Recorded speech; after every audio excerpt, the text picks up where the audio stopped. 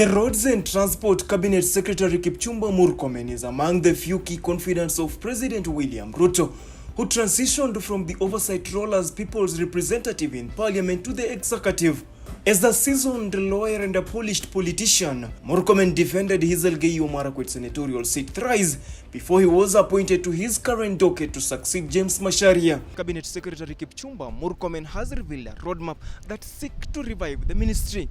He argues that private investors are the only solution to steer projects under the ministry. In the footsteps of his predecessor, Murkomen is keen to complete the existing projects in the roads sector, the standard gauge railway, the Mombasa and Lamu port, reform the aviation sector and modernize the commuter transport in Nairobi. It looks like it has been a year since I came to this office because of the responsibilities and the demands of this public office, especially in relation to delivery of so many key projects for the country. We are navigating through a very difficult moment. We've inherited here commitments that are over 900 billion shillings, which is part of the portfolio that is yet to be completed and committed, with a pending bill of already committed and spent money of over 140 billion shillings. Speaking in an exclusive interview with the Informa Media Group, the CS lays it bare the huge budget hole the standard gauge railway SGR project left in the country's economy, with an estimated 100 billion shillings annual loan payout, but still insists it is a feasible project, coupled by the Lamu and Mombasa ports that are on his priority list alongside reforms at the road agencies and the aviation sector. The first responsibility is to work out payment of pending bills.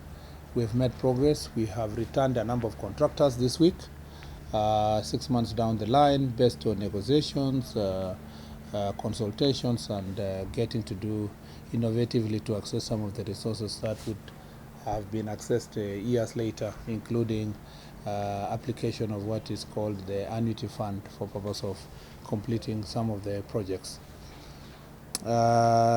This is on the road sector. On the road sector also, we have planned for the maintenance of the roads. A number of contracts have been awarded by the various agencies here to maintain the roads, and particularly of significance to many Kenyans is the road, famously Mombasa Road, which contractual works will be starting any time from now.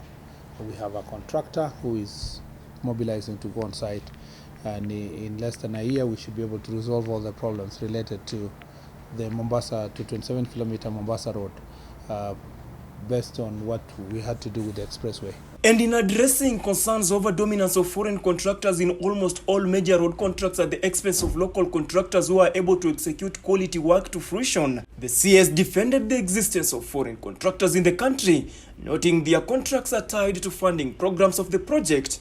However, the CS has directed that the road maintenance and construction construct mostly by the Kenya National Highways Authority (KENHA), Kenya Urban Roads Authority (KURA), and Kenya Rural Roads Authority (KERA) worth 1 billion shillings and below be awarded to local contractors. Some of these maintenance contracts that are over 1 billion shillings, we've made sure that it's local contractors that are given the work as part of the measures to ensure that we give opportunity to local contractors to do work, building their capacity, but also making sure that equitably the people of Kenya themselves are able to build their own capacity. Of course, in the past, and a bigger portfolio of the pending bills is owed to foreign contractors, especially Chinese contractors. Rightly so, because China government was also helping us to be able to access some of the funding that we could not get it elsewhere. And of course it comes as tied funding. So you get the funding from a particular country and you have to get a contractor from that country. So we are not having Chinese contractors by accident.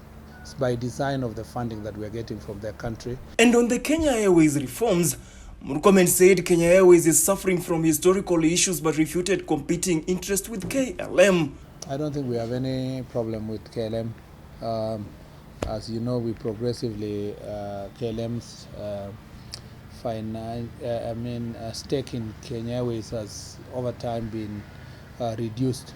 The main problem with Kenya Airways is a debt, an existing debt based on a project called Project Mawingu that they embarked on in 2012, and which eventually did not succeed the way it was a rapid expansion of the company, and so it has left the company with a debt of $1.65 billion. That is really what's broken down Kenya Airways, and that is the challenge we want to deal with. Otherwise, Kenya Airways as a company is doing well compared to many of the airways, aviation companies in the world. The problem is historical, and we are sitting down to find out how do you deal with this historical problem. To address congestion in the city, Murkomen said his ministry has engaged the UK Finance (UKF), UK and Kenyan private sector to modernize the Nairobi Central Railway Station, sitting on a 425 acres piece of land owned by the Kenya Railways. I was there specifically to do the program that we want to do to establish a modern city in Nairobi in the 425 acres of the Kenya Railways land, between Uhuru Highway, Landis Road, on the other side, Haile Selassie Road, and we want to do a very modern city there. We are working with UK Finance, UKF, and we are also working with the private sector in the UK and private sector in Kenya to see how, first of all, to revitalize the central station in Nairobi. That was a very important program that we are pushing, and we want to make sure that that central station is modernized to become a modern station that can move 30,000 people an hour with the space for meetings, for socialization, become the melting pot of culture in the city and across the region. And in a sudden embrace of the former administration of the retired President Uhuru Kenyatta, like the SGR project that was a key campaign agenda by the Kenya Kwanza team, the CS noted that the undertaking is a noble project which he intends to extend up to Kenya-Uganda border. There was no time I ever heard that Kenya Kwanza was against SGR at all. The CS said the SGR loan exerted heavy pressure on the local economy, recording an annual payout of at least 100 billion shillings. The other thing that we, of course, definitely we were unhappy with is the pressure that the loan puts in the people of Kenya, the SGR loan. You know, it's very expensive. Yeah, we are paying over 100 billion shillings in a year. That has put enough pressure to our country, and what we happening at the moment is to we wish we could find a mechanism, we don't have it at the moment, of renegotiating that huge debt.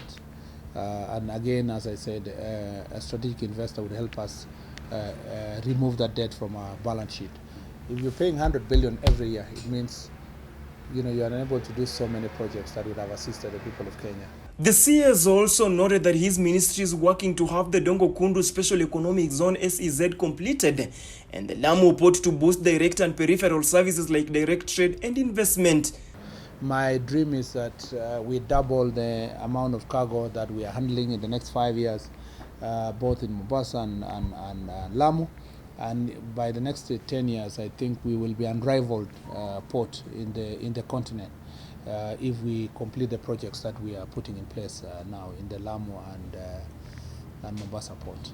At the same time, the CA's implementation of the 5.6 billion shillings bus rapid transit BRT that was being piloted along the Thika superhighway is still on course. The stalled project was set to begin operations in June 2022 and is now almost 1 year behind schedule. The contract was awarded to a Chinese firm, Stakehold Corporation. We are continuing with the bus rapid transport project. We have the first line, that is Thika Road. Some of the projects have not been complete because, again, of the pressure of resources. We are working with the Treasury to ensure that we get the money to finish the first infrastructure. We are working also with the European Union and other partners to do the Dandora line, which we are now negotiating the funding, a very good concessional funding, and we hope that we can complete that negotiation another 2-3 months. CS discounted claims that Kenya Kwanza team opposed the SGR project, saying they were only opposed to forced use of SGR as the only means of cargo transport. If anything, we were just against forcing people to use the standard gauge railway. We wanted the freedom of commerce, freedom of movement, people to choose the means of transport they want to use. And that's why the first assignment of the president was to declare freedom in terms of movement of goods, that you can move them by road or you move them by rail. I still insist that rail is cheaper, for sure, because of the terms and tariffs that are provided. But what makes the rail less cheaper at the moment is the last mile delivery of goods. In November last year, CS Murkomen indicated that the SGR line will be extended to Kenya-Uganda border in Kisumu.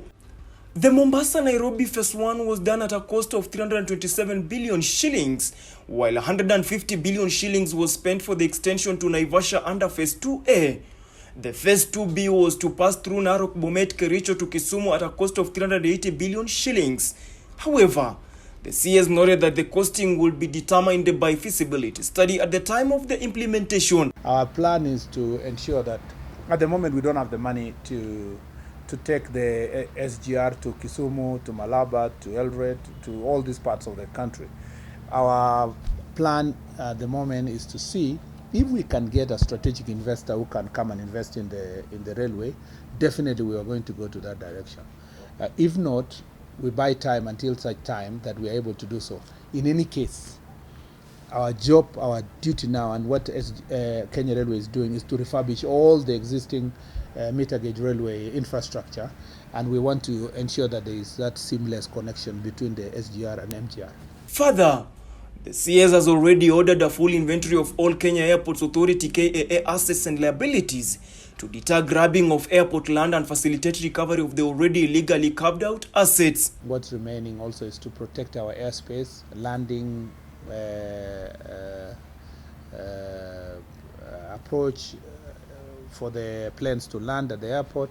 We have a problem at the moment that people are constructing structures that block the runways, and we are working together with the Kenya Civil Aviation Authority and the county government of Nairobi to ensure that we regulate the construction of this infrastructure.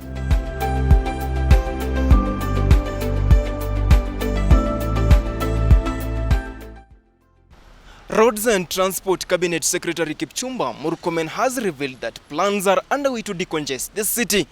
He said the national government will partner with private investors, including the UK and Korean governments, to develop railways and bus rapid transport systems in the city. Stanley Lugaria, the informer, uncovering the truth.